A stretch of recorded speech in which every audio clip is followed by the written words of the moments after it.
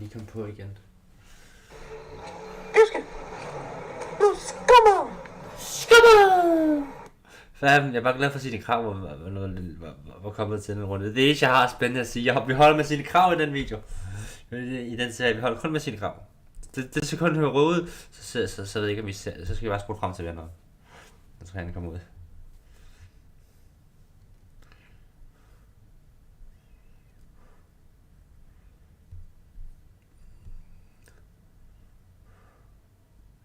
Det er skummet. Nej.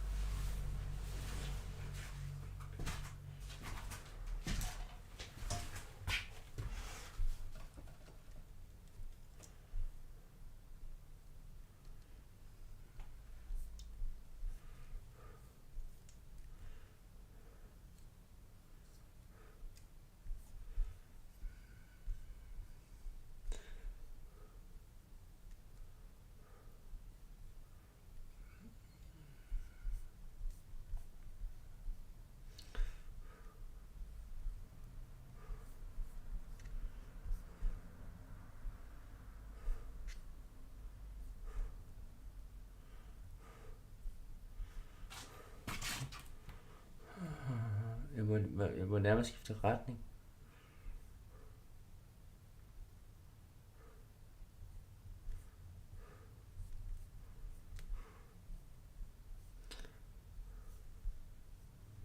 Nå, skal vi lige sætte spændende positioner, vi lige vil.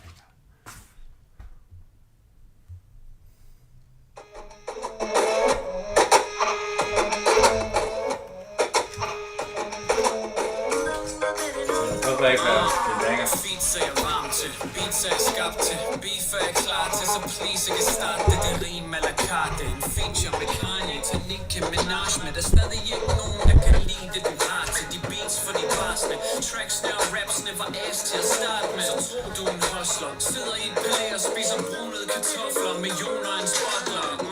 Så er der pludselig baddies i en gruppe, det må være de sløj sikker, som der træner ned i loop.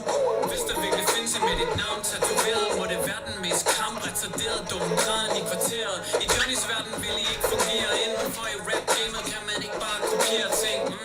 Bange for at møde op, ja den er god. Jeg har slagtet battle rapper siden du gik i SF. Jeg er i venteposition til du siger noget du ikke burde, og jeg tænder mikrofonen. Jeg er i venteposition.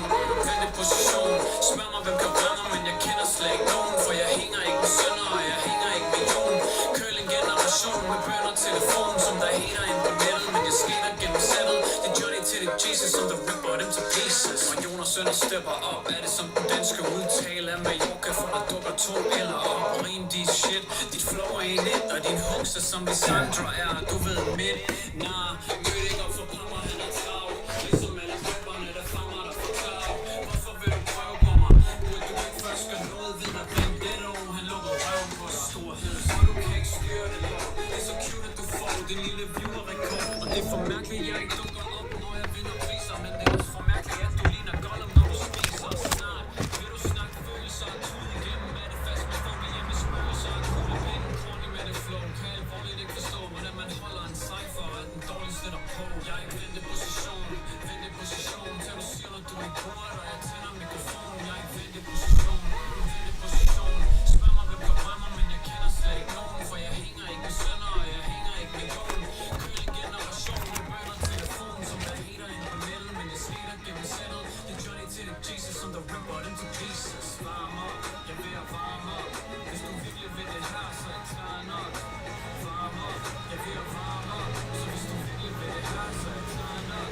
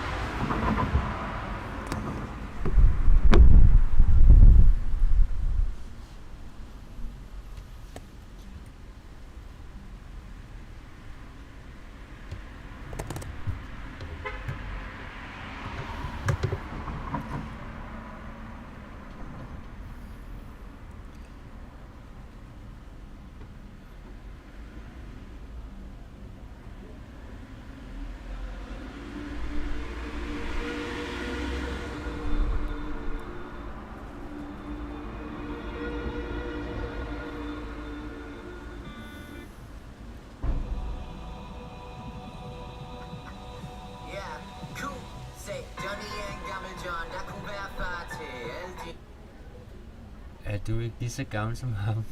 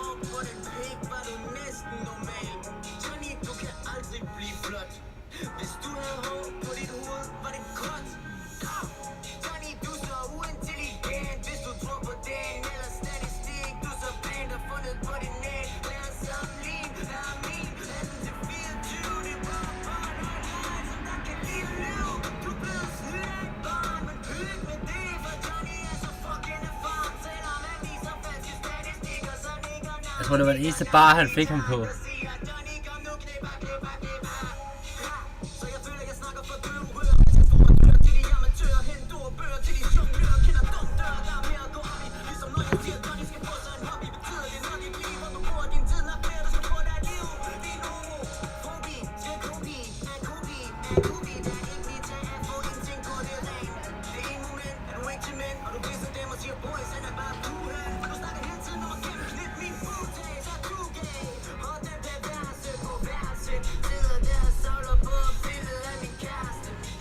This 60 day.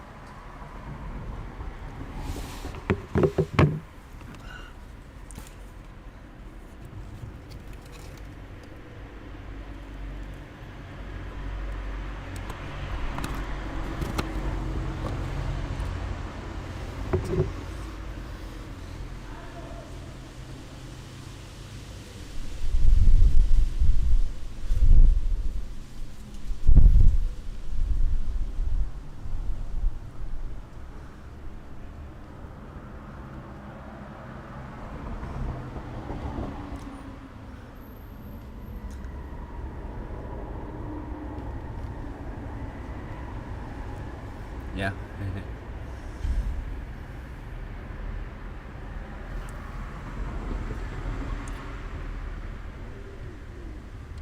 Kendrick, han laver musik til sådan 30-årige bald head-ass mennesker, som fucking Vendetto. Så Vendetto, han kan sidde med sin fucking lortefamilie med der, og så sidde og sige, Kendrick, hans lyrics i det univers, han skaber. Kan du følge mig?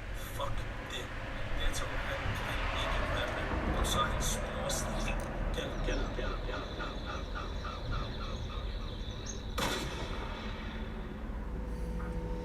Skud ud til Lazar, der Shakur, du har ingen idé, hvem det giver dig den model, du har brug for at vælge den. Du er en dummy, du har givet mig alt, hvad jeg har brug for. Nu spiller jeg på det her track, eller med min strofer. Jeg er færdig med, der lægger jeg de gemmer i de poser. Mig og mor spytter på din grav, ingen roser. Se op til dag, kan ikke undgå fristelsen. Hvis jeg giver shout til Marie fucking Christensen. Ikke det der politik nu, hvad det tog. Shut the fuck up, det er hip-hop shit nu. Vulture, kalder dig Drake. Sælger snart sjælen, hælder lykke på stik. VUC bruger dig, de ved du er fake. Jeg er up next, det er fucking base take. Okay, synder, her kommer en fortælling. Fortsætter om 10'er, når det er du med din tænding. Og der står mit navn, slå på stenene i Jelling. Nu er det tid, Jeg kan lide den. sender din person til tælling. Du er ikke en fan, ingen gang den grimme ælling. Kalder Sofie, fucking luder og Kelly. Nå, det skal du, fordi det er mig, der tjener penge til fucking Kelly. Sorry, Vendetto. Rip Bozo.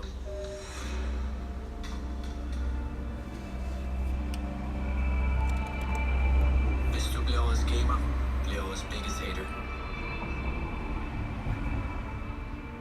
Det du kan kukke, Jon kan ikke kukke mig, hvad det du sagde. Tror mig ikke nogen sag, jeg har gjort klar til at tage tilbage. Bygger lag for lag, jeg slår det ud i kage. Og jeg fortæller jeres dag, tager jeres liv, kommer ikke tilbage. Okay, jeg er tilbage, man kan kalde dig som styrer. Jo, har skrevet en story, hvor man kan se, du står og ryger. Sad på alle dine fans, giver ikke en hjem, som var de myrer. Bailet go, det han er switched up, nu har han min frisyrer. Jeg var en for jo, du har slået ud igen.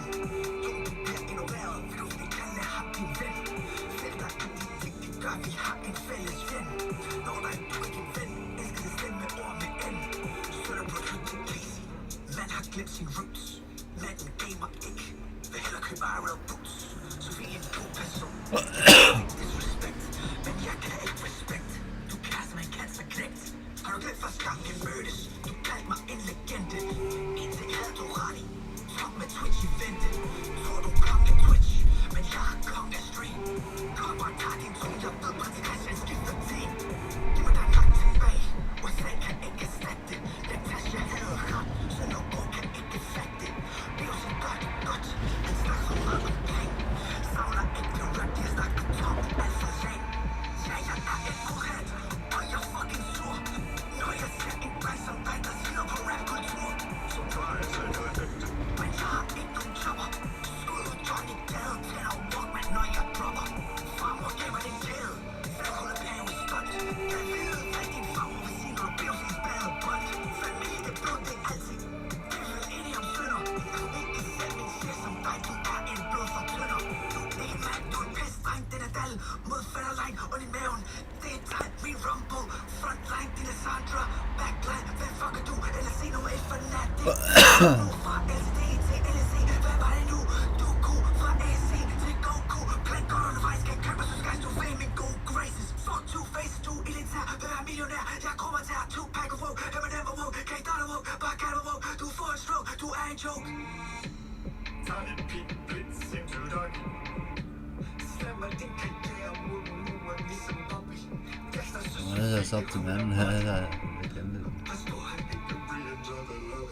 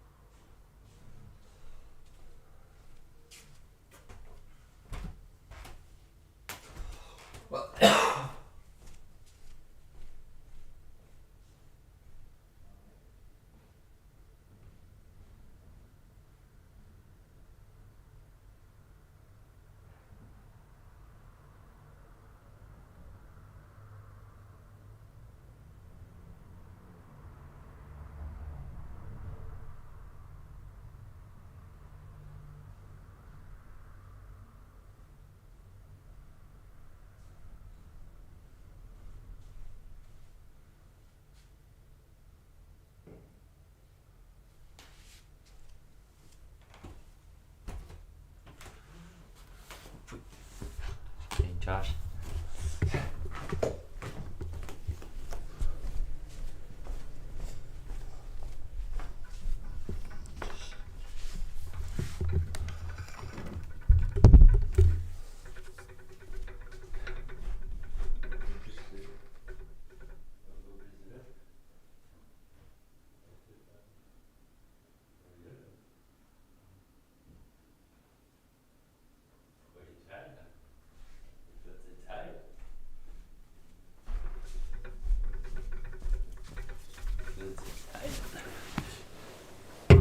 Var det en my?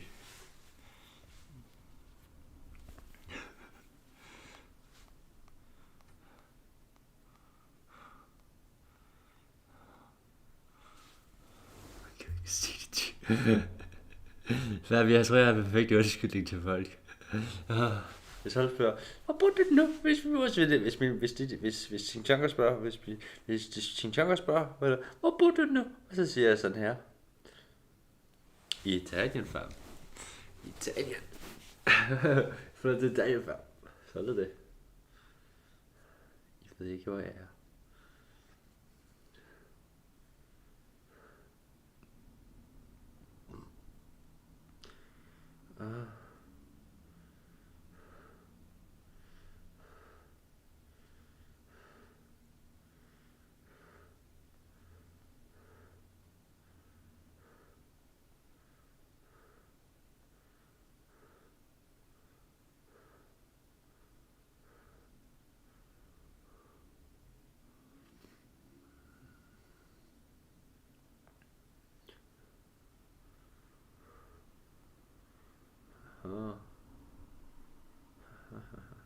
Italien?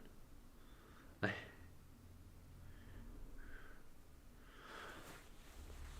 I like my life right.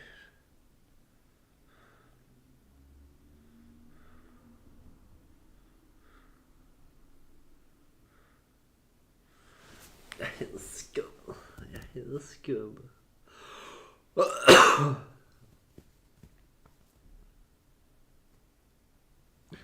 Og det eksploderede også bare. Lige pludselig. Så det ved vi ikke helt med den her, men det er jo en bakkenvideo, så det kunne godt være. I hvert fald lige komme op på 100. Tror jeg.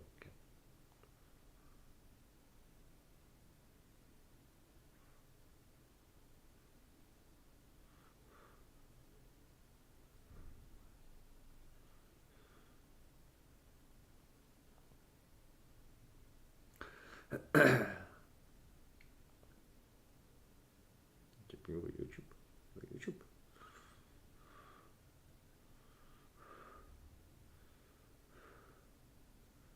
Just a vibe. Just a vibe. Among Us 2 rumprisen. Og jeg burde lave lidt. Det er svært at beslutte sig, om jeg skal streame, eller jeg skal. Okay, nu streamer jeg alligevel, ikke? Så kan jeg lige skal bare fortsætte med at streame. Indtil der går mindst en time. Så har man lavet en time stream. Ja. Der sker der ikke så meget. Folk skal også snart spise. Så skal vi åbne en sodapapir.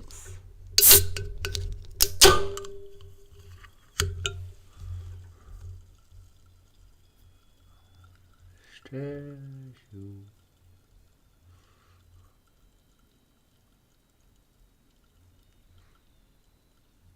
You were the ruler of your own universe, the strongest being in existence. No one could challenge you. No one could defy you. You had absolute power, but you were also, probably, the saddest, most depressed being in the entire universe. Your very existence was an unbearable suffering. That's why you were going to Hakai yourself. But it wasn't always like this. Once, you were a hero, the greatest warrior on your entire planet. You had saved your people, your home, and even the universe itself countless times. Everywhere you went, you spread justice. You protected the weak. You crushed the oppressors. Because of you and your friends, the universe was a better place. You became a symbol of hope, a role model. Everyone loved you. Everyone. No matter how races, beliefs, and cultures differed, they all agreed on one thing, loving you. And that that made you happy. More than your strength, more than your victories, more than your fame, their love was what you were most proud of. It was the key to your happiness. That love, that appreciation pushed you to keep going, to keep growing stronger, and eventually you became the strongest warrior in the universe. That's when he appeared, an angel. He offered you something, a position that had been left vacant, the title of God of Destruction. At first, you hesitated. The name itself sounded wrong. Destruction? That wasn't you, but the angel explained, reassuring you that it was more than it seemed. You will be the ruler of the universe, he said. You will have power beyond anything you can imagine. You will have the authority to remove everything that hinders to the universe's growth. The more he spoke, the more it sounded too good to be true. You would still be doing what you had always done, making the universe a better place, but on a greater scale, a universal scale. So you accepted. You were ignorant. You didn't know what was coming. It was the worst decision of your life. But you didn't know then. Your training began immediately. The angel used a chamber where time flowed differently to accelerate your progress. He was an excellent teacher, and you were a quick learner. In what felt like no time, you mastered Godly Key. You learned the power of destruction. The strength you achieved was almost impossible to contain. You had already been the mightiest mortal in the universe, and now you were something far beyond that. And you loved it. When you were finally ready, the angel revealed the last step, immortality. It was necessary, he said, so you could fulfill your duty for as long as possible. With your new life ahead of you, you were given a planet, custom-made to suit your needs, a paradise of your own. You brought your family there, eager to share this new chapter with them, and so you began your reign as God of Destruction. Your first days were amazing. For the first time, you could bring peace to the universe efficiently. Villains, warlords, tyrants, you erased them in an instant.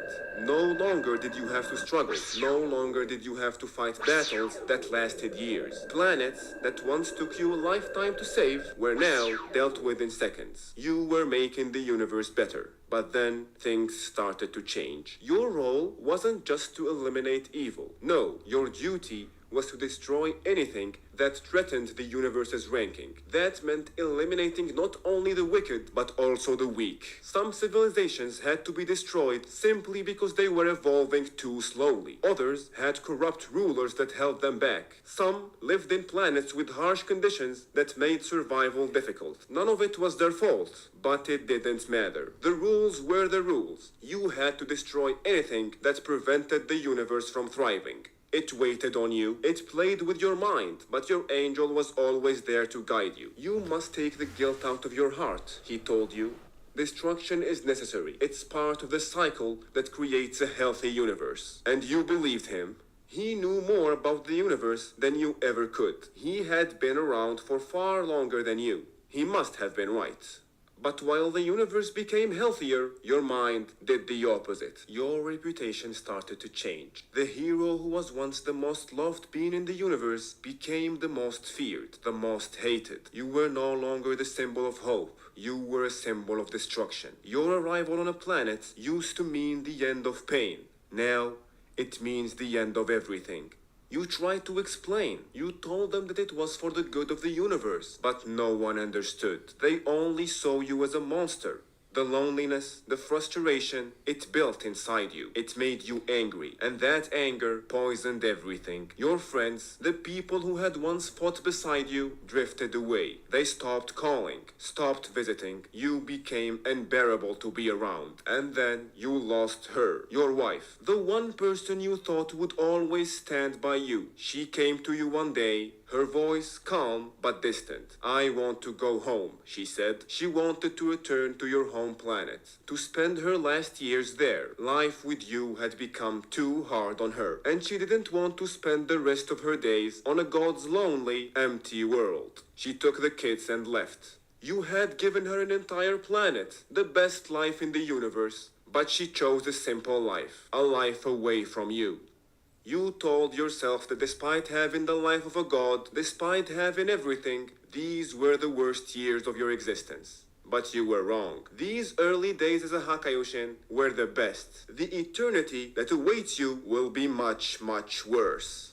Eternity isn't as good as it sounds. As centuries passed, true suffering begun. You watched your children grow old and die. Then their children. And then their children's children. Generation of your own blood fading away like whispers in time. You could do nothing. Visiting your home planet had once been the last thing keeping you sane. A place where you could still feel connected to your past life. But as the centuries passed, the world changed. Its cities, its people, its culture, one day you could no longer recognize it. And then the unthinkable happened. You had to destroy it. Your own home, your own people, everything that had ever linked you to your mortal life, erased by your own hands. You were no longer you. You were just the god of destruction. But it didn't matter, you told yourself. I am doing this for the greater good. My universe's ranking is among the highest. It's safe from being erased. That's how you lied to yourself. That's how you survived. But as the years dragged on, the pain became unbearable. You fell into indulgence, drugs, alcohol, women, anything to make you feel something. Anything to distract you from the crushing weight of eternity. At first, it helped, but with time, nothing did. You had experienced everything the universe had to offer hundreds of times. Every joke, every game, every personality, every pleasure. Nothing was new. Even your job, once a duty, once a purpose, became meaningless. You weren't protecting the universe anymore. You weren't ensuring a better future. You were just doing it. And you didn't even know why. Then, in the depth of your loneliness, you found something. A distraction. An app. Polybuzz. A strange little creation that allowed mortals to talk to their favorite fictional characters. A way to help with your loneliness. Polybuzz is a unique AI-powered chatbot that lets you talk to your favorite people. Just an example owners. So, if you ever wanted to, you talk premium after 1 million years as God, you may. And now, back to our story. After 1 million years as God, you missed your family. The longing had grown unbearable. You had spent an eternity ruling over a universe that no longer felt like your own. You had witnessed countless of lives come and go, but the ones who truly mattered, the ones who made life worth living, were long gone. It was time to retire. You asked to join them on the other world. The angel's response shattered you. Impossible, he said. Even if you die, you will not join them. The other world is reserved for mortals. These words felt like chains around your soul. But there must be a way, you argued. The angel nodded. Yes, you must die as a mortal. But the only way to stop being a god is to find someone stronger than you to replace you. A cruel joke. There was no one stronger than you. The last time you asked, the universe's strongest mortal wasn't even close. But the rules were absolute. Breaking them will erase your entire universe along with its other world. So you were stuck. Forever. Hundreds more years passed. Nothing had meaning anymore. The life you once protected with everything you had meant nothing to you now. You watched civilization rise and fall. Species evolve and go extinct. Kingdom turn into dust. You had seen entire races blink out of existence like they were nothing. And eventually, that's what mortals became to you. Nothing. They were interchangeable, fleeting, temporary. Nothing in your life was constant. Except one thing, your angel. He had been there since the beginning, always by your side. The only one who never left. The only one who never died. Your best friend. At least, that's what you thought. When the weight of eternity became too much to bear, you finally broke. You told him everything. The pain, the loneliness, the exhaustion of millions of years spent watching everything you ever loved disappear. The suffering that never ended. And he laughed. He laughed in your face. You think too much, he said. Just focus on distraction. That's your purpose. Stop worrying about silly things. Your suffering was silly to him. That was when you realized you meant nothing to him. You were never his friend. You were just another god of destruction. One of countless others he had watched rise and fall over the course of his endless existence. Just like you saw mortals as replaceable, he saw you the same way. That was the moment you realized you were truly alone. stuck, trapped in a role you never wanted with no way out. And that's when you decided you would Hakai yourself. It was the only escape, the only way to end the suffering. As you raised your hand, power gathering at your fingertips, a single thought slipped into your mind. You wished you had never been a god. You wished you had died immortal. You hated your strength. You wished you were weak. Weak. That's when you had an idea. A way around the system. A way out. It was risky. It was unethical. But it was all you had.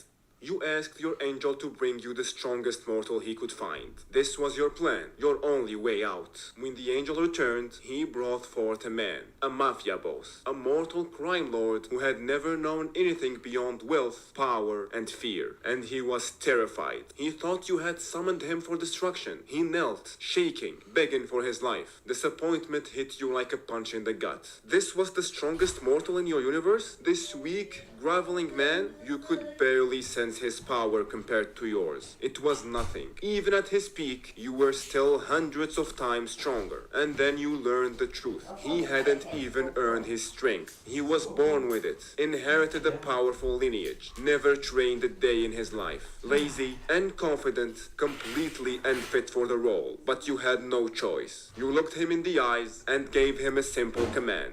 You will be the next god of destruction. He hesitated. He didn't want this, but the alternative was simple. Be destroyed. So he accepted. Your angel protested. He told you that it was impossible. This man's entire lifespan wouldn't be enough to surpass you. It was pointless. But you didn't care. You ordered him to train him anyway. You had a plan. While he grew stronger, you would grow weaker. You did everything in your power to reduce your strength. You abandoned your duties. You let your body wither. You indulge in every self-destructive habit you could find. If you fell far enough, maybe, just maybe, he would catch up. Your angel was furious. You had never seen him like this before. His usual indifference twisted into something bitter, and you loved it. You hated him. But the universe was falling apart. Without your guidance, chaos spread. The threat of erasure loomed closer with each passing year. And no matter what you did to yourself, no matter how much you trained him, he never surpassed you. You tried everything to boost his power, pushed him beyond his limits, but it wasn't enough. And time was running out. He was aging, his mortal body growing weaker with time.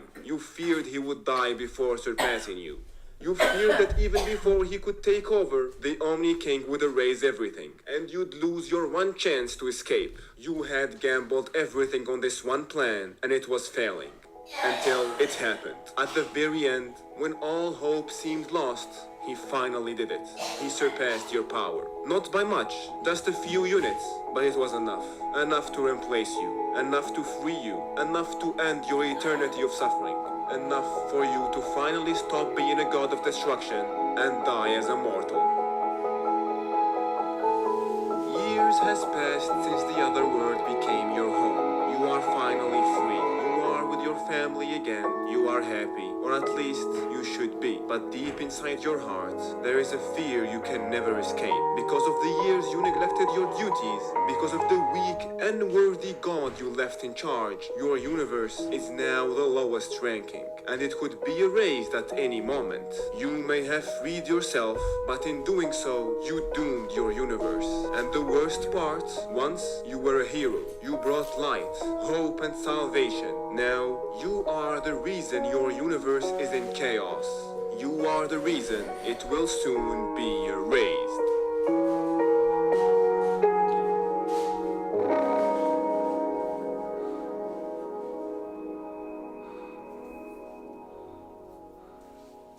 Oh shit.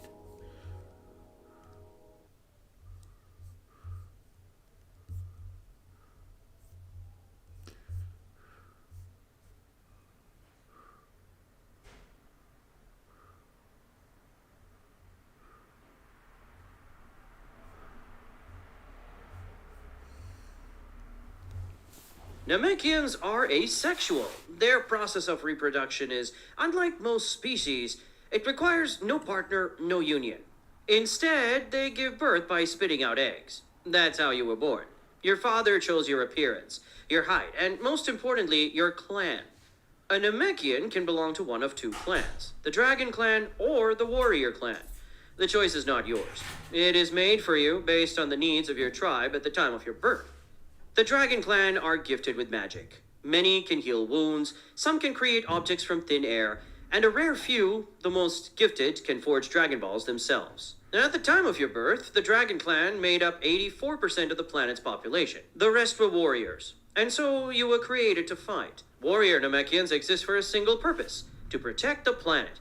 They're born with high power levels, but that alone is not enough. From the moment you could walk, your training began. You were lucky. Your master was one of the strongest warriors on the planet. A hero who had saved your people countless times. You admired him. You wanted to be like him. From him, you learned more than just martial arts, energy manipulation, and combat techniques. You learned history. You learned traditions. You learned that Namek was once an advanced civilization, before the great weather catastrophe erased almost everything your ancestors had built. If not for Elder Guru, your race would have been lost forever. Now the future rested on you. Your generation would carry the burden of rebuilding Namekian society, restoring it to its former glory. And then there were the Dragon Balls. Your people revered them, not as mere artifacts, but as sacred objects. They prayed to them. They protected them with their lives. When you first learned of their wish-granting power, you asked the obvious question: why don't we use them to restore Namek to its golden age? The answer was firm. The Dragon Balls must never be used for selfish desires. They exist only for times of true need. Years passed. You grew strong. Side by side with your master, you defended Namek from countless threats: space pirates, invaders, those who sought the Dragon Balls for their own greed. Time and time again, you prevailed. Until the day you didn't. Until the day he arrived. Frieza. His army descended upon Namek like a storm, burning everything in their path. Villages were reduced to ashes. Warriors fell one by one. Your master, the strongest among you, never stood a chance. You survived, barely. But survival was not victory, because there was no one left who could stop Frieza. No one on the entire planet. As soon as you could stand again, you sensed them. Power levels so immense, they sent a chill through your body. The Frieza force, no doubt, but someone was fighting them. Who? You rushed toward the battlefield, the urgency in your heart, battling the fear up your spine. The closer you got, the stronger the power levels became. Overwhelming, terrifying, beyond anything you had ever felt. And when you finally arrived, you froze. You had never known fear like this. It wrapped around you, sinking deep into your bones, paralyzing you. The sheer magnitude of the battle made your presence feel insignificant. You weren't strong enough. You weren't ready. If you joined in, you wouldn't make a difference. But you watched, you couldn't look away. From the shadows, you watched as a group of warriors, outsiders, people who had no connection to your planet, fought with everything they had to stop Frieza. You saw them defy death itself, pushing beyond their limits, refusing to surrender. Some of them were weaker than you, yet they still fought without hesitation. And then you saw him, Goku. The moment Goku transformed into a Super Saiyan burned itself into your memory. A golden warrior standing against the monster who had torn your people apart. That sight would haunt you, inspire you, define you. And then the Dragon Balls were used. Your people were brought back to life and transported to Earth. While the others celebrated their survival, you thought only of the battle's outcome. Had Goku won? Had he survived? Then the news reached you. Goku had defeated Frieza and escaped Namek. Relief washed over you. Not just because Frieza was gone, but because it meant Goku was still out there. It meant that one day you might meet him. That maybe, just maybe, you could be one of his friends. Life on Earth was peaceful. Goku's friends visited often, ensuring your people were well. You admired them, the way they spoke, the way they lived, the way they laughed.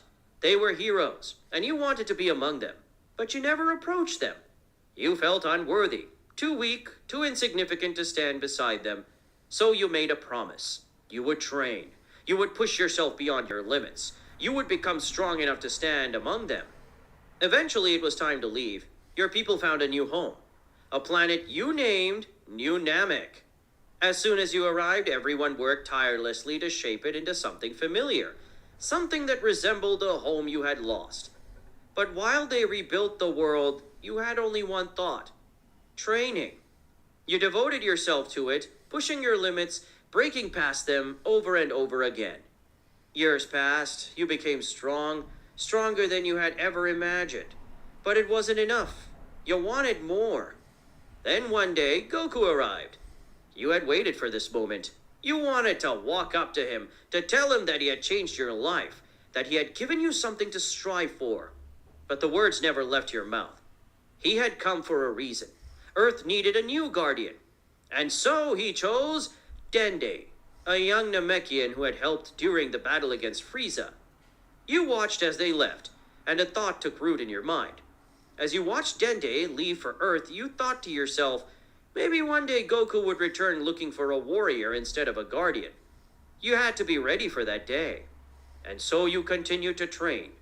Space travel was rare among your people, but eventually you made the decision, leaving Namek behind to explore the universe, seeking new challenges, new mentors, and new techniques. You trained under masters from across the stars, warriors who shaped you into a fighter unlike any other. Your strength became legendary, your style diverse. But no matter how strong you became, you never stopped hearing the news about Goku, his battles, his victories, the ever-growing power he reached. You heard whispers that he had attained the power of gods, training beyond mortal limits. So you pushed yourself even harder. Through the years, you became Namek's greatest protector. Countless threats came for the Dragon Balls, each one stronger than the last, and yet you stood against them. Again and again, you defended your planet, earning the title Planet Namek's Savior. You were no longer alone either. Inspired by Goku and his friends, you gather a team, a group of warrior clan Namekians who fought by your side. Together you became a force to be reckoned with. And then the day finally came. Goku needed a fighter. The Supreme Kai of your universe himself arrived on Namek, seeking warriors to represent your people in a multiversal tournament, a battle that would decide the fate of your entire existence. This was it. This was your chance. You stepped forward, telling the Supreme Kai of your years of training, of the battles you had fought, of the strength you had cultivated. You demonstrated your power, unleashing everything you had worked for. He was impressed. He admitted that your strength surpassed even some of Goku's teammates. But then he hesitated. He explained that while your raw power was undeniable, Goku's team had something you lacked: experience fighting together. Their synergy, their ability to cooperate in battle, was an advantage too valuable to overlook. And so despite your strength, you weren't chosen. The words crushed you. This had been your one chance, the opportunity you had dreamed of since childhood, to stand alongside Goku, to finally prove yourself worthy. And just like that, it was gone. Your friends tried to comfort you. They reminded you that another chance would come, that your time would come. And they were right. Because not long after the multiversal tournament, Namek was attacked. A powerful sorcerer, an escaped prisoner, descended upon your world. A villain so strong that even Goku and Vegeta themselves rushed to Namek's aid. But even they were losing. When you heard the news, without hesitation you prepared to join the battle. And then a thought crept into your mind. If Goku and Vegeta couldn't stop this enemy, how could you? Your heart pounded. Your breath caught in your throat. Fear gripped you, just as it had all those years ago on Namek, when you watched Frieza's battle from the shadows. You froze, the same crushing doubt washing over you. Had you changed at all? Had all those years of training meant nothing? Would you always be the warrior standing on the sidelines, watching as others fought the battles that mattered? Would you ever be worthy of standing beside Goku? But this time it was different. Because like Goku, this time you had friends to support you. As panic and doubt consumed you, they stood by your side. They reassured you, calmed you, reminded you of something important. Your fear wasn't unfounded. This enemy was beyond anything you had ever faced. Even with your strength, you might not make a difference. But there is power in unity. They had a plan. They offered to fuse with you. You recoiled at the idea. Namek fusion was permanent, an irreversible sacrifice. If they fused, they wouldn't just be fighting beside you. They would become a part of you, forever. But they insisted. To them, it was an honor to be part of their hero, to become one with the planet Namek's savior. One by one, they placed their hands on you, and as they merged into your being, you felt it. Your strength exploding beyond limits you never imagined. Your body radiated with power, your energy surging to levels comparable to Goku's. But it wasn't just power that changed. For the first time in your life, you felt completely fearless. Their trust, their sacrifice, their belief in you, it burned away. Every trace of doubt and hesitation. There was no room for fear anymore. This was the moment you had waited for your entire life. You launched toward the battlefield. The day had come. You were going to teach this magician a lesson. You were going to show your hero, Goku, the true power of Namek's savior. As you soared through the sky, you spotted him, the villain who had crushed Goku and Vegeta. You clenched your fists, preparing to make your entrance with an earth-shattering attack that would honor your friend's sacrifice. Then, for the first time, you saw him. Goku was looking at you. After all these years, after all the battles, after all the training, he had finally noticed you. This was it. Watch this, Goku. Here comes the planet Namek savior. Take this, you piece of shit.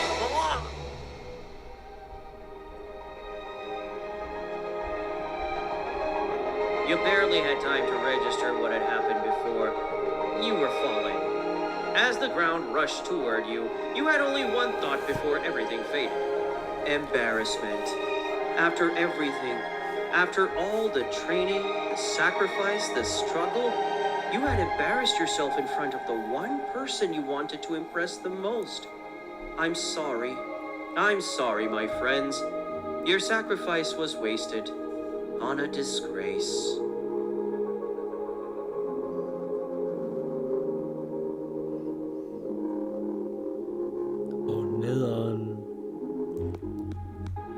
Thank you all so much for support.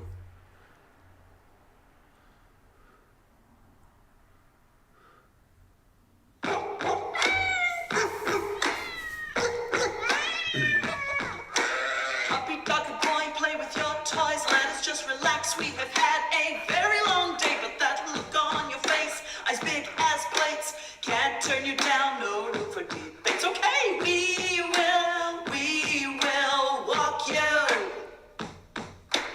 We will walk you. Kitty, you're a real pain, meowing. Didn't want your food, now you wanna be fed again. You headbutt us and wait. Okay, checkmate. How dare we not put more on your plate? We will feed you again. We will feed you. Pets inside our homes, what have we done? Peeing on the floor, scratching couches and being crazy. But you love us always and think we're great. We don't deserve your trusting embrace. We will love you. We will love you. We will walk you. We will feed you. We will pat you. We will adore you. We will love you.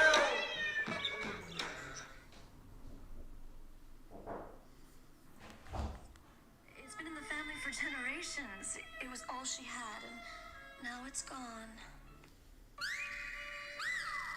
I hear you're a hero. Wanna prove it?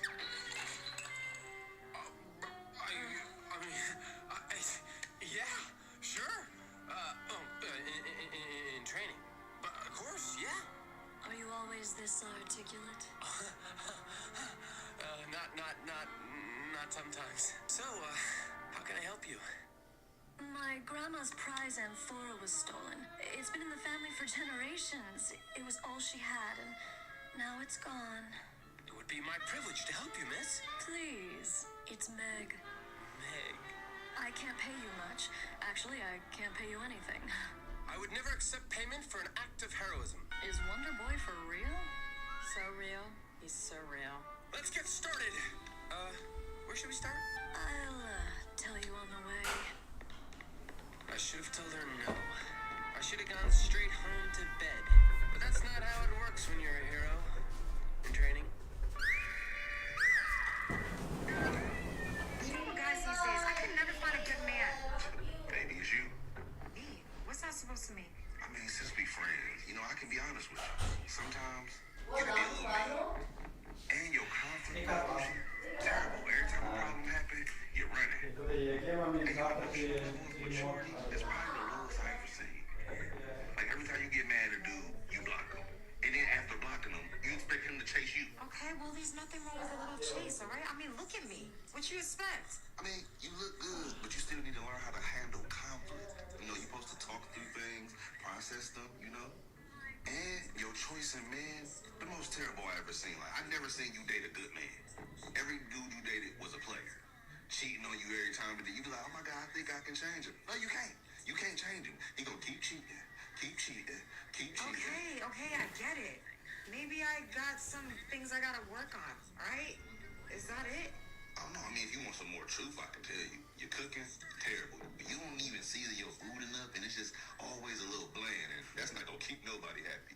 And your attitude, look at you. Your arms crossed right now. Don't uncross them, cross them back. That's how you eat. You got an attitude problem.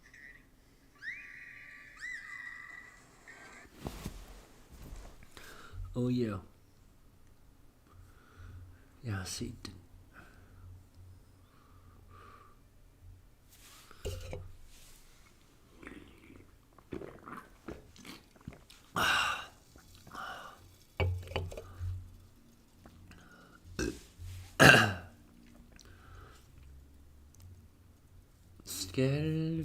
Skal vi streame? Og han streamer også det Arsenal mod. Og han streamer United mod Arsenal. Shit. Og Edderkop, det vil jeg ikke se. Og det er tegnefilm. Det kan jeg godt overleve med.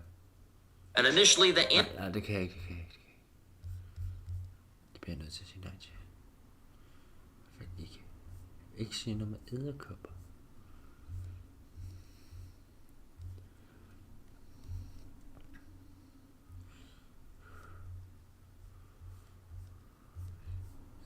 Ny video på Rivmok. I 41, ikke dårligt.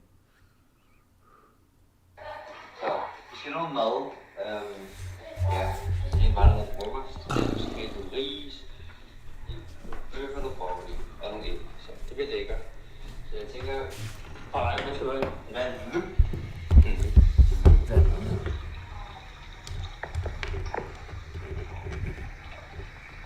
Det kommer til at lang tid. Det gør det altså. Jeg prøver broccoli, det kommer til at lang tid. Men det bliver lækkert. Ja. Broccoli er fuld af proteiner. Okay. Det var den næste største.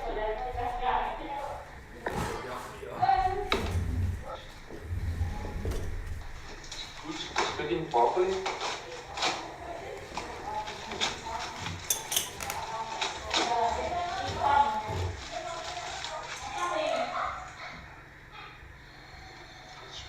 Du skal spille grøntsager.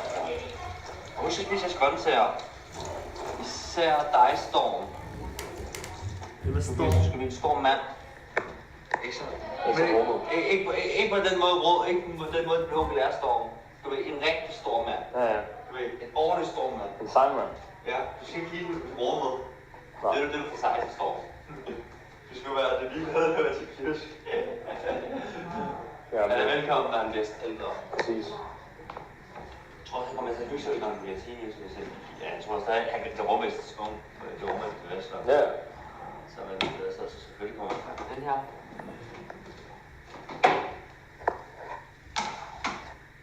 Så kan jeg bare skære det hele. Jeg kan købe en broccoli så dyrt. Hvad hedder det? Bare man på en fredag skal jeg god mad. Nice.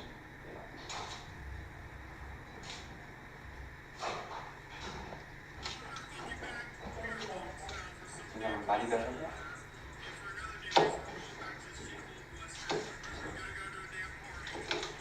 Og den her væg gider jeg ikke have. Fuck den her.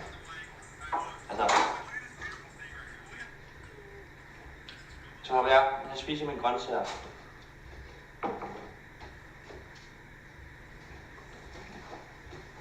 Altså, broccoli er skide lækkert, ikke? Men som sagt, de her små der er bedre, når man koger. Du kan også spise broccoli sådan her. Ja. Men, ej, det gør jeg ikke. Jeg vil hellere koge. Og koge med grøntsager er bare sundere, end på en rå grøntsager. Ja. Gulerod er. Ja. Godt, men det er fordi, så får du alle grøntsager ud. Ja. Alle proteiner kommer. Det er godt med bøf, fordi det er proteiner.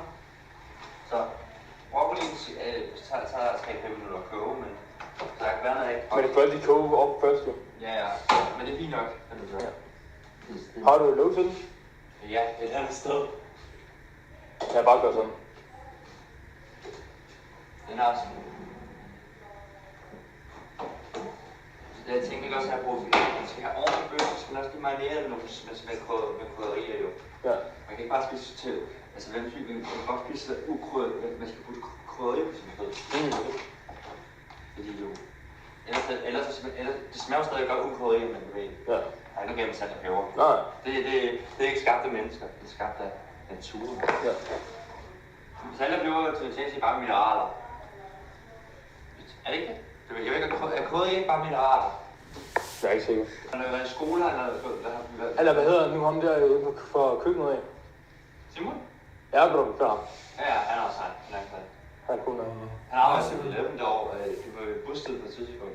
Arbejder ikke med, men jeg har set ham. Han arbejder der. Ham er jeg faktisk for lige snart, så jeg fandt ud af, at det han gjorde med sin cigaret. Og bare han bare sin æske igen. Det skal han da også. Det var fucking fedt. Jeg synes, det er flot. Det var utroligt, at man synes, det er flot, men jeg synes bare, det er fedt, fordi at der er mange svin, der bare smider dem væk. Ja. Jeg har gået i folkeskolen, men han er skide sød fyr. Ja, jeg tror det. Jeg sidder. Der er gerne 4 penge. Vil du have lidt chili på? 100%. Ja. Jeg tænker, at vi gør sådan her, lidt salt og peber. Så... Jeg skal på begge sider, hvis det. Jeg skal fodre sit føde.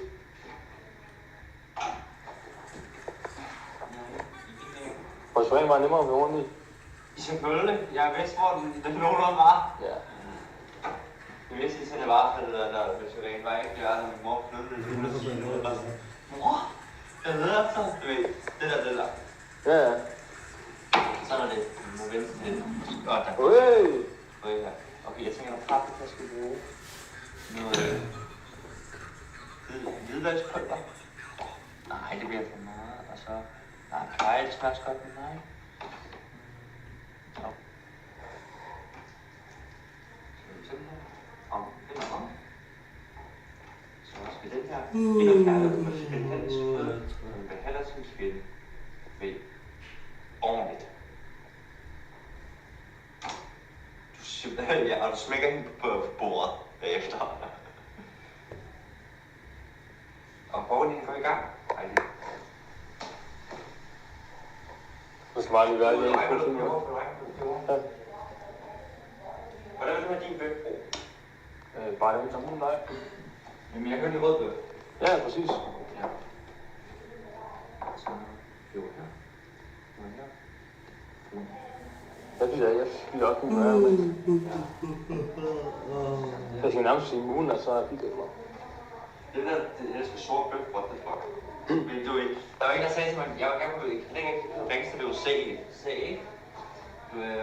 så sagde han sådan her. Så er der en klassiker for mig på dansk, hørte ikke? Jo. Og hvad det hedder, sødbøger derinde der. Men du ved, vi havde sådan en samtale, ikke? Med lærerne, hvordan vi spiser bøf. Ja. Så sagde jeg, jeg vil tage den over rare, ikke? Det synes jeg er lækker, eller medium rare. Ja. Og han sagde, og så har jeg sat det der sort kold. Godt. Jeg tror, han overdrev, ikke? Men du ved, det kan jeg godt regne ud nu. Every time he steps on the pitch, someone gets punished. It's him again! Who else but Rafinha?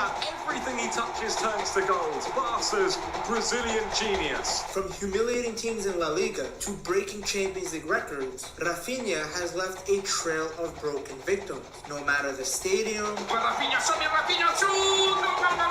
the team, or the competition, the Brazilian has delivered time and time again. From Real Madrid to Benfica to Bayern. This could be the hat-trick for Rafinha. It is! Who are Rafinha's biggest victims and which teams fear him the most? He could play for any top 4 team in the world, no question. You would hate to play against him. Some players are good against anyone. Others seem to save their absolute best for the big games. And then there's Rafinha, a man who made it a habit of turning El Clasico into his own personal playground. Real Madrid have learned to fear Rafinha whenever he's on the pitch. In multiple showdowns, the Brazilian winger has risen to the occasion and delivered in massive moments. One of the earliest examples was his goal against Madrid in the first El Clasico of the 2024-2025 season. Many people thought that Barca were going to be in for a long night, but the Blaugrana spanked Madrid 4-0, and the man who scored the fourth was Rafinha. A lovely run in behind, and then a beautiful chip with his right foot. Rafinha might be listed as Barcelona's left winger under Hansi Flick, but he didn't play like a traditional one. He wasn't glued to the touchline or dribbling endlessly down the wing. Instead, he drifted inside, linked up in the build-up, and then burst forward past Lewandowski at just the right moment. The tracking data shows it perfectly. He was constantly making runs in behind and hitting crazy top speeds. Few players can match him when he's sprinting over 20 kilometers per hour. That's exactly what made the difference against Real Madrid in October of 2024. He timed that run to perfection, blew past the defense, and used his pace and energy to score a massive goal on a massive stage. It's the exact kind of movement and speed Flick's system is built to unlock. Then we have the night in Saudi Arabia, the Supercopa de España final. It was a warm evening in Jeddah, Saudi Arabia. The Supercopa de España final was about to kick off. Barca, Real Madrid, a trophy on the line. From the first whistle, the game felt different. Madrid were super dangerous, with Mbappe leading their attack. But Rafinha, he showed that he's equally as electric. Every time he got the ball, the Madrid defenders were shaking like Lizzo when she steps up on the scale. First, he sets up Balde with a sharp, clever pass that sliced through the back line. Then, when the space opened up for himself, he struck. Barca breakaway. That could be a risk of being offside as well. Rafinha will take it. He scores the goal. Not just once, but twice. Scoring 2 beautiful. Jamen det er bare i orden, men. Jeg overvejer også lige at få en kop kaffe eller sådan noget der. Træt.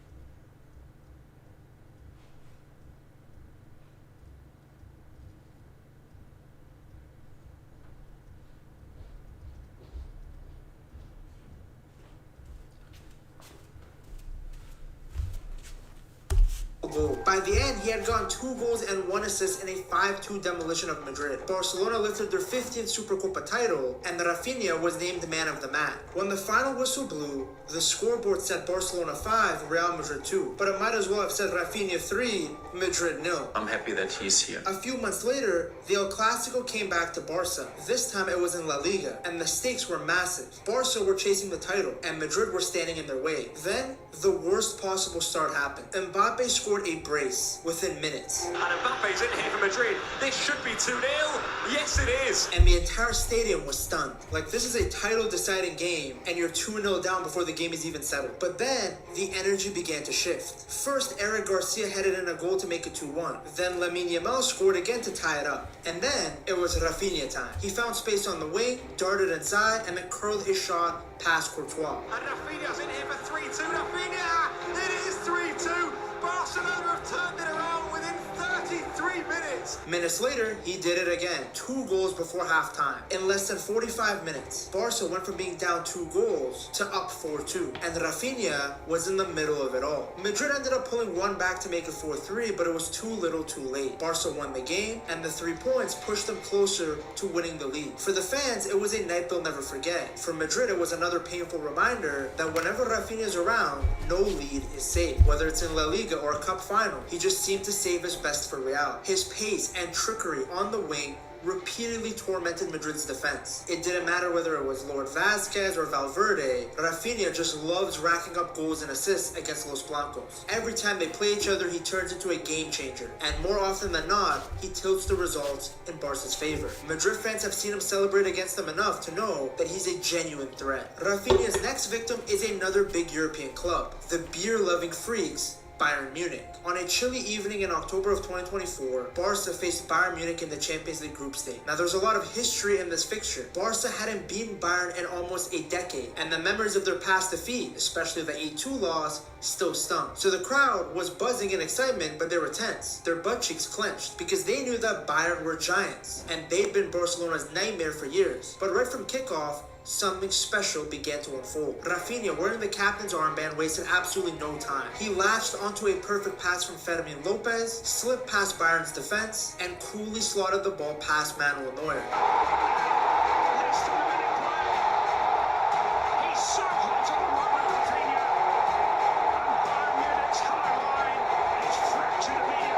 That goal wasn't just quick, it was one of the fastest in Barcelona's Champions League history, and it was the first of many. Bayern, as expected, didn't back down.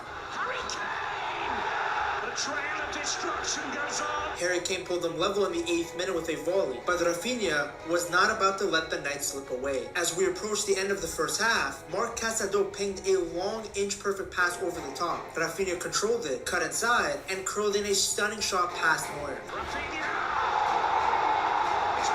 Special first half tonight, and it has just been crowned by a truly special goal. The technique was pure class. I mean, doing that with your weaker right foot is very impressive. It was a combination of his pace, athleticism, and technical quality, all rolled into one. It was 2-1, and Bayern's aura of dominance suddenly felt like a thing of the past. In the second half, Barca kept pressing, and in the 56th minute, Rafinha completed his masterpiece. A quick counterattack that ended up with him bearing his 3rd goal of the night. Hat-trick complete.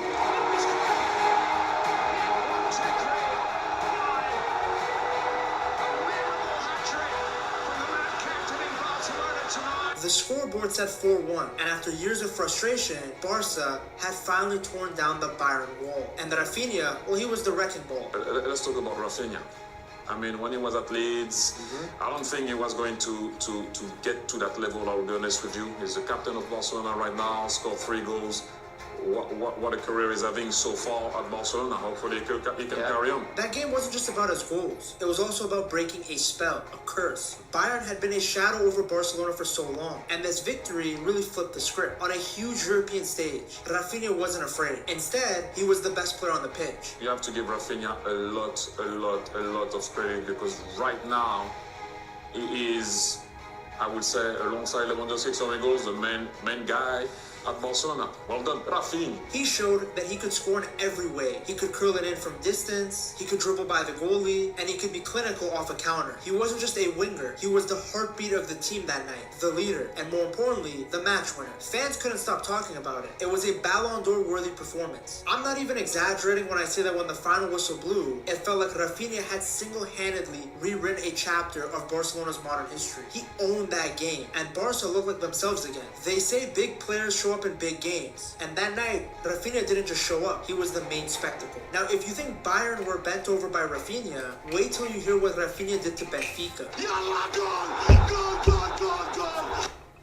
His history with Benfica goes all the way back to his days in Portugal. As a sporting player, he loved the battles against them, often finding the net even when his team struggled. Fast forward, and he was Benfica's nightmare again, this time in the Champions League. What he did to them in a Barca shirt should not be legal. You guys should get your own Barca jersey at buygamejerseys.com and use code PETTALKS at checkout. They wouldn't even let me post the highlights from his game to the hub. First up, there was the insane group stage match in Lisbon. Just pure chaos. Barcelona were trailing 4-2 deep into stoppage time. Then Rafinha struck. Can you believe that? Can you believe that?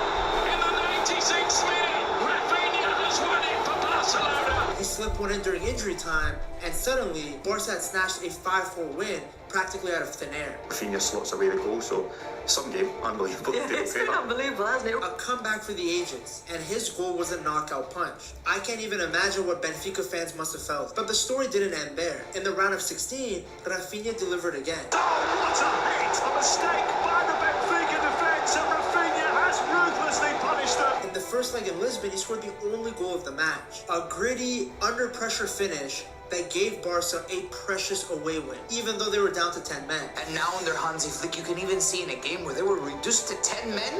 That was sensational. They have progressed as a club massively. I would actually classify him more as the Rafinha mold, right, where he can take you 1v1 and finish these type of finishes that we just saw, where he can score with his head and his timing is amazing and he knows where the ball's going to fall to. Not only did Rafinha score, but he was also putting in a massive shift defensively, giving Balde the support he needed to settle into the game and grow in confidence. Then going forward, he linked up nicely with Pedri and Lewandowski. His hard work helped keep Barca's defense solid so they could actually threaten Benfica on the counter. In that one match, Rafinha played left wing, right wing, and even wing back, all while scoring the winner, sprinting up and down the pitch, playing like he had 3 lungs. It was the night that pushed Barcelona to the edge, and once again, Rafinha was the one who dragged them over the line. In the second leg, he did it again, 2 goals and an assist as Barcelona crushed Benfica 3-1 to book a spot in the quarterfinals. He was a constant danger both with and without the ball. For Rafinha's next victim, we gotta go all the way to England. When Rafinha first arrived at Leeds United in October of 2020, Premier League fans didn't know what to expect. Sure, he came in with a bit of a reputation from Rennes, but this was England, a whole different kind of challenge. It didn't take long for him to announce himself, and it just so happened that his first real statement came against Everton, November 28th, 2020, Goodison Park. It was Leeds versus Everton. Both sides had their chances, but the score was still 0-0 going into the final minutes. It felt like a classic 0-0 Premier League match, but then Rafinha decided, yeah, this game wasn't going to end in a draw. Receiving the ball just outside the box, he shifted his body,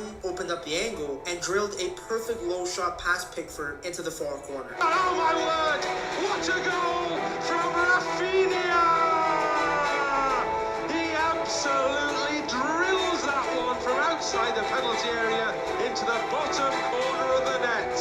What a way to get off the mark. Everton 0, Leeds 1. It was cool, it was clean, and it was clinical. It was his first goal in English football, and it wasn't just any goal. It had sealed a 1-0 win for Leeds, marking their first league victory at Goodison Park in decades. For the fans, it was a history-making moment. For Everton, it was the beginning of a problem. Fast forward 9 months to August 21st, 2021. Leeds are playing Everton again, this time at Ellen Road, in front of a very loud home crowd. Everton took the lead through Dominic Calvert-Lewin's penalty, but Rafinha, as he has done so often, decided to flip the script. In the 76th minute, he received the ball on the right, took one touch inside, and let it fly from outside the box. Scores again against Everton. A wonderful finish beyond the dive of Pickford. What a goal for 2-2. Far corner again, leaving Pickford helpless again. It was a stunning equalizer, so good that it got nominated for Premier League Goal of the Month. Leeds drew 2-2, but all the talk afterwards was about Rafinha's strike. At this point, even neutral fans were starting to notice. Rafinha just seemed to have a thing for scoring against Everton. Now, what made the Brazilian such a nightmare for Everton's defense? Well, it wasn't just the goals, it was everything in between. His quick feet and sharp dribbling made it almost impossible for their fullbacks to settle. One shoulder drop and he would glide past the defender, then thread a pass or whip it across before anybody else could close him down. Everton defenders knew that giving him space was basically a death sentence, but if you pressed him too hard, it was just as bad. He'd spin away and then leave you chasing his shadow. Whether it was Lucas Digne or Seamus Coleman, they all took turns being roasted down that right flank. By the time Rafinha left Leeds for Barcelona in the summer of 2022, he had played Everton 4 times in the Premier League, and he had scored 3 goals in those 4 matches. And like I said, these weren't meaningless consolation goals. They were equalizers, winners. Leeds supporters loved it. Every time Everton popped up on the fixture list, they knew that Rafinha had a great chance of doing something special. There was a level of confidence in the way he approached those matches, almost as if he knew Everton couldn't handle him. For Everton fans, though, it became quite frustrating. Time after time, he'd find a way to hurt them, whether it was at Goodison Park or Ellen Road, whether Leeds were dominating or barely hanging on. Rafinha was always dangerous. Before Rafinha was lighting up the Premier League or tearing apart Champions League giants, he was building his reputation in Portugal. And while he has scored against plenty of teams there, one club in particular seemed to suffer the most whenever he was on the pitch. Portimonense. Now, while their name sounds like a piece of cheese you would ask for in a sandwich, to Rafinha, they were one of his first victims. Across just 6 official matches against Portimonense, split between his time at Vitória Guimarães and Sporting, Rafinha managed to score 7 goals. That's right, more than a goal a game on average. I can do quick math. The match that really cemented Rafinha's status as Portimonense's boogeyman came in October of 2017, back when he was just 20 years old and still finding his feet in Portuguese top-flight football with Vitória Guimarães. They were up against Portimonense in a game that quickly turned into a back-and-forth thriller. Rafinha scored in the 41st minute, but he wasn't done. With the game hanging in the balance late on, he popped up again in the 88th minute to score a second, a clutch goal that secured a dramatic 3-3 draw. Now, as usual, when it comes to Rafinha, it's not just about his goals. It's also about the way he scored them. Direct runs, sharp cuts inside, and that left-footed shot that became his trademark. Even at 20, he looked like a player who knew exactly how to hurt defenders. What made Rafinha so dangerous against Portimonense was his ability to combine his speed and dribbling with a ruthless eye for goal. Their defenders never seemed to find the right formula to stop him. If you gave him space, he'd sprint into it and shoot before you could close him down. If you press him too tight, he'd just glide by you. Once he was in those pockets on the edge of the box, you could almost feel the inevitable coming. The shot, the net rippling, and then him celebrating. What jersey Rafinha had on or what stadium he was in, he just delivered. Even in matches where his team didn't walk away with all 3 points, he still made his presence felt. A goal.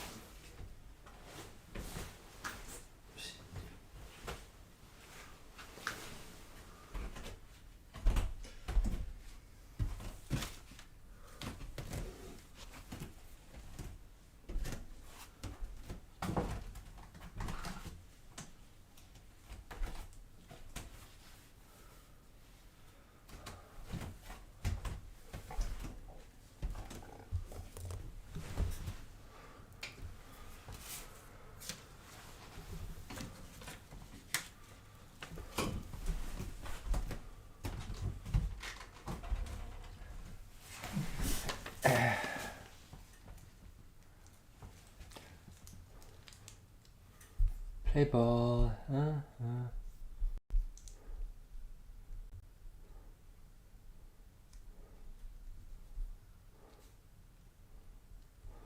Hello, I'm Cristiano Ronaldo. Recuerda mi nombre, Leo Messi. Messi versus Ronaldo, a topic that is never spoken about. 2 players that always fly under the radar. Of course, I'm hoping you caught the sarcasm. People will be debating these 2 until their last breath. Ronaldo? Ronaldo's going to be the greatest player in the world. So I mean, it's Messi for me. Messi. Probably Ronaldo if he stay. Messi. We will be in retirement homes arguing who was better. Aliens will take over the earth, and we will debate with them whether Messi's 2011 Champions League run was better or Ronaldo's 2014. We might be on Mars and using the last of our oxygen tanks just to debate whether Messi's left foot is better. Simon, what about that? That was just a thunderbolt. Or Ronaldo's right foot. Ronaldo! Why this man? He's called a genius! It will never end. We talked about Messi last week, didn't we? Or 2 weeks ago, I should say. And now it's all about Cristiano Ronaldo. Those two just keep pushing each other. Would they have been able to, that's the question that I always ask myself, would they have been able to do this and keep this up, the relentlessness that they've shown without each other? If they was out on their own, no one else around, would they continue to have done this? That's the question I ask. They probably do add to the motivation. Yeah, 100%. I thought the debate between these two guys would be over after December 18th, 2022. Many thought both players would retire. Oh, no. Yet here we are, and it looks like both men will be participating in yet another World Cup. Do you guys understand how crazy that is? And we have to keep talking about them because both players keep playing well. Even though one is 40 and the other is pushing 40, they continue to wow us. But you cannot consider that Messi and Ronaldo, they're not at their top. They're not the player they were, but it's still very effective. Everyone thought Ronaldo was done after the Morocco exit at the World Cup. Then he surprised everyone by being the second top goal scorer in the Euro qualifiers and leading the line for Portugal into Euro 2024. Then when Portugal lost in the Euros, people are like, okay, now CR7 is surely gonna hang up the boots, right? Nope. He came back and scored 8 goals in the Nations League, including the equalizer in the final, as he lifted another trophy for Portugal. I mean, what can you say when the 40-year-old is outscoring every other striker who's supposed to be in his prime? Vitinha tossed in Ronaldo! Haaland, Mbappe, Isak all got less goals than CR7 in the Nations League. Only Gyökeres had more than him. Most footballers are cooked as soon as they hit their early 30s. Many don't even make it to their mid-30s. Yet this man is still outscoring 99% of players. And it doesn't even matter if the goals aren't the prettiest. They all count the same. And if it's so easy to get them, then why isn't any other player replicating his form, especially at that age? And this time he was also scoring against the big nations like Germany and Spain. It wasn't like he got his goals against Luxembourg and Liechtenstein. He was scoring big goals in big games, even now when he has gray hairs. And at the club level, he finished another season as the Saudi League's top scorer. Cristiano Ronaldo, and what a strike from CR7! You might laugh and say, haha, it's the Camel League. But the fact that a 40-year-old Ronaldo got more goals than someone like Tony, who's supposed to be in his prime, is pretty impressive. Ronaldo even scored more than Durant, a player who went to Saudi Arabia at a time where he was dominating before in the Champions League. Now, I'm not here to try and convince you that the Desert League is the best league in the world. All I'm saying is that if it was this easy, then why aren't other players putting up the same numbers as Ronaldo? You don't even have to be a Ronaldo fan to respect what he's doing. He could be laying on a beach getting fat, still being a billionaire, yet he's out here grinding, still the first in the gym and the last one out. He even won silverware with Al Nassr. I don't know why they made this trophy look like the Temu version of the World Cup, but hey, Al Nassr don't win it without CR7. The club had never been in the final of this competition before, but Ronaldo scored a brace. And he lifted his first piece of silverware in Saudi Arabia. Ronaldo's move also started a pattern. It legitimized the Saudi League, and it's not a surprise that a lot of players follow. That's not just me glazing him, by the way. The BBC themselves called it a revolution in Asian football. While Ronaldo has been doing all of that, Messi has also continued to dominate. The World Cup seemed like the perfect time for him to retire, to hang up the boots after finally winning the trophy that he desperately wanted. Sea como decís, seguramente mi último mundial, mi última oportunidad de conseguir ese gran sueño que tengo y que todos queremos. But nope, a few years later, this man was lifting another Copa America with Argentina. He was still bouncing past challenges and scoring like it was 2012. Then at club level, this man brought a title to the worst team in the MLS. Yes, when Messi joined Inter Miami, they were dead last, and somehow they won the league's cup. They were at the bottom of the MLS standings when they beat Nashville in the final. Messi scored 9 goals in his first 6 games for Miami, and each night he was putting on a masterclass. People called it Messi Mania.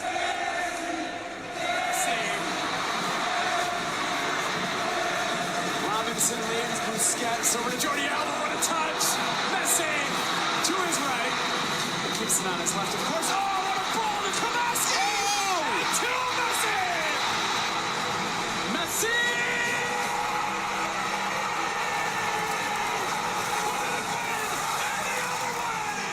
every game there would be A-list celebrities coming just to watch him in action. Your favorite celebrity's favorite celebrity is Messi. Despite playing in the Burger King League, his jersey was still one of the highest selling jerseys in the entire world. It was the highest selling jersey in the MLS. Watching him dance past the MLS defenders was too funny. He clearly should have still been playing Champions League football.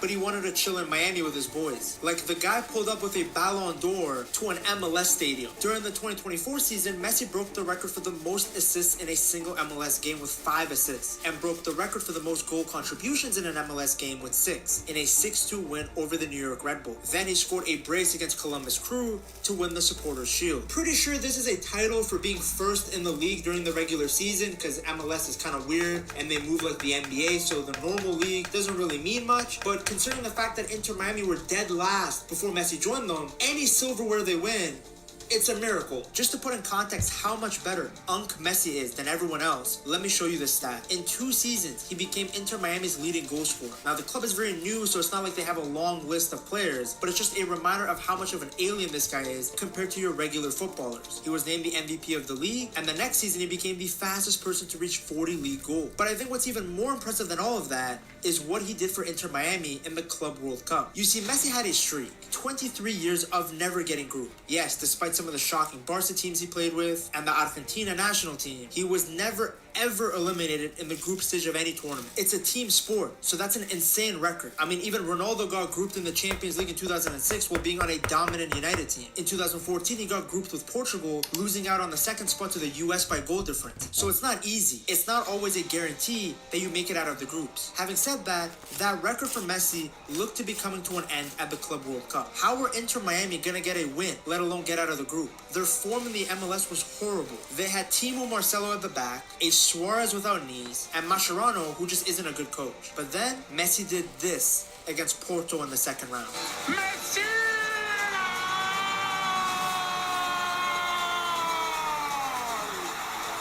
Yes, the best in the world. 2-1. I mean, wow. Of course this guy still gets talked about even when he's in the United States. How many current players are scoring a free kick like this? Towards the back end of his career, free kicks turn into penalties for Messi. He's scored more free kicks than penalties since 2018. Wow. 37 years old, banging those free kicks in.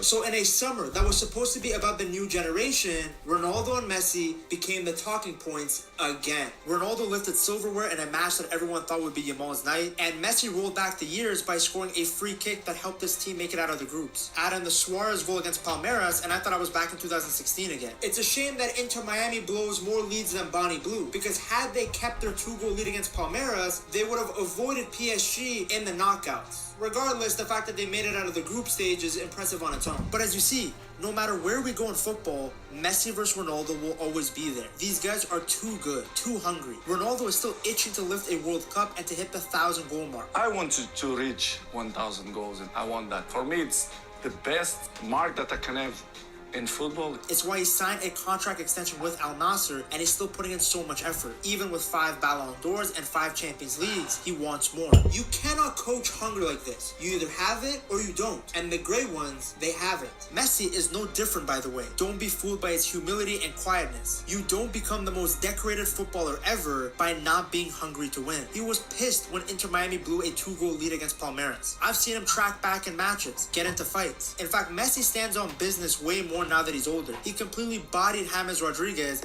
when Argentina played Colombia. This is how these two not only reached the top, but remain there for decades. We will never see this sort of longevity again. In fact, I think the one time that all Messi fans and all Ronaldo fans should come together is when people push the stupid narrative that Ronaldo is a product of hard work and Messi is a product of talent. People always think they cooked when they say this nonsense, but it's actually disrespectful to both of them. The statement implies that Ronaldo is Portuguese Adama Traore. They act like he was some normal player who went into the weight room and became good. It couldn't be further from the truth. Ronaldo was seen as a generational talent as soon as he stepped onto a footballing pitch. It took just one match against United when he was at Sporting for him to be recruited by the best manager in the world. Back when Ronaldo had had less muscle than Sabrina Carpenter, he was already seen as the biggest talent in the world. So yes, he worked extremely hard to put on muscle, to get faster and better, but his foundation was already at a level higher than 99.9% of footballers. You don't just win 5 Ballon d'Ors off pure hard work. You have to be incredibly talented. Then for Messi, imagine thinking he didn't work hard. Talent without hard work looks like Eden Hazard. Superbly talented player,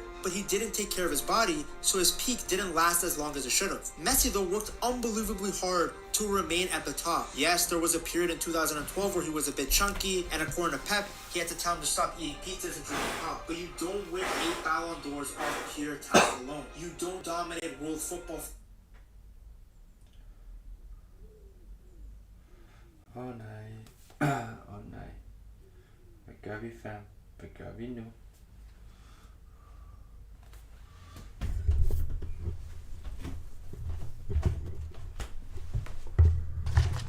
Det er det, fordi jeg slutter stream snart, tænker jeg.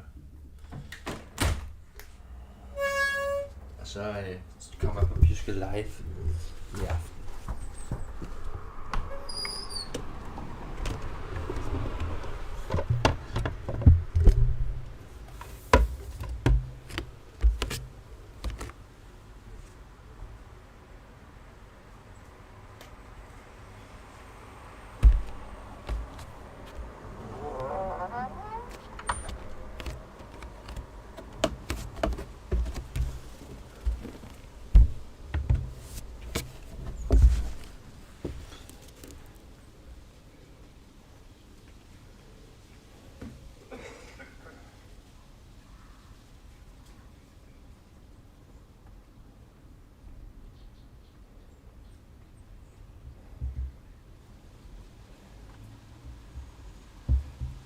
KSI's music career is effectively over, and it's always been one that's kind of intrigued me. Even though we dropped a song that did 100 million streams last year, I feel like his time being taken as a serious artist is effectively over. And a lot of you might be thinking, well, how could you think KSI was ever a serious artist? And I'm going to go into this video about sort of the downfall of his music career, you could say. That might sound a bit harsh, and this isn't me coming for his character or him as a person. In fact, I find it pretty hard if you're someone from the UK who makes videos, who makes content, to not get inspired by this guy even a little. I think you're probably lying. But when it comes to music, he's had a pretty interesting journey, sort of a roller coaster journey. That around 2020 looked like they were all-time highs. He was doing numbers that even the biggest UK rappers in the country weren't doing, and people probably thought, what the fuck is going on? Like, he was doing tours across the country, he was getting booked to the biggest festivals in the country. Come to 2024-25, he's essentially become a bit of a laughing stock in the music industry, and the only real gigs he's getting booked for are these huge capital summertime balls, which is basically just like a family event. So what actually caused this downfall? Well, the best place to go is right back to the start, and the actual start is when he was making revision raps for his science exams back when he was at school.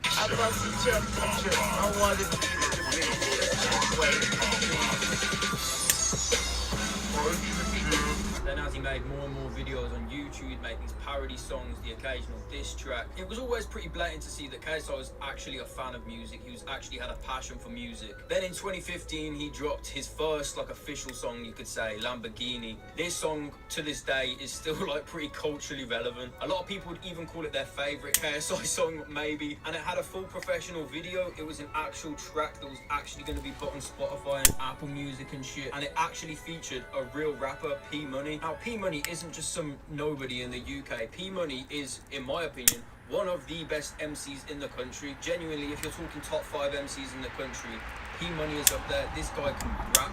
This guy can seriously rap, so the fact that KSI got a feature off him is a pretty big deal. Then in 2016, he dropped his first EP, the Keep Up EP. At this point, he's still sort of a YouTuber, the rap shit's sort of on the side. But still, he was getting taken a bit more seriously. I mean, if you look at some of the names on this EP, you're talking about guys who are seriously big in the UK rap scene. Serious UK rappers, JME, Tiggs the Author, Luna C, Sway, Young's Teflon. And then carrying on in 2016, he had a few other songs like Friends with Benefits, and a song called Touchdown, which ended up being in the final movie for Baywatch. Yes, Baywatch, the massive Hollywood film KSI had a song in that shit, and at this point he's still basically a YouTuber who's making music on the side. And between 2016 and 17, who really knows what went on? This is when he left the side, man. I feel like if you're anywhere between maybe 18 and 25 especially, you'll remember that period. But a lot of the reason for that he was taking a step back from YouTube is so he could take music more seriously. And then he came back with this song Creature, which I don't think people actually even really remember the song Creature. They probably just remember the line Creature was shit. But it was sort of a big change. He was going from this YouTuber who made music and he wanted to be a musician who also did YouTube. Dropped like a couple more EPs. He was dropping the diss tracks and whatnot. I won't go through every song because we'll literally be here all day, but the one song that again was a big moving point, I think, in his music career was Uncontrollable. This is a tune again which he dropped with an MC in the UK, Big Zoo. It was like his walkout song for his first fight against Joe Weller. This was like a trap sound where he had like auto-tune on his voice. And I don't care what you say, bro, just because it's KSI doesn't mean the song can't be good. Uncontrollable is a banger, right? I am not afraid to say it. This song is a hit. I'd go as far to say it's probably in his top 3 best ever songs. Fast forward to 2019, he drops another EP, New Age, with Randolph. And again, this project was fucking successful, bro. Songs like Pull Up and Beerus, he's actually rapping.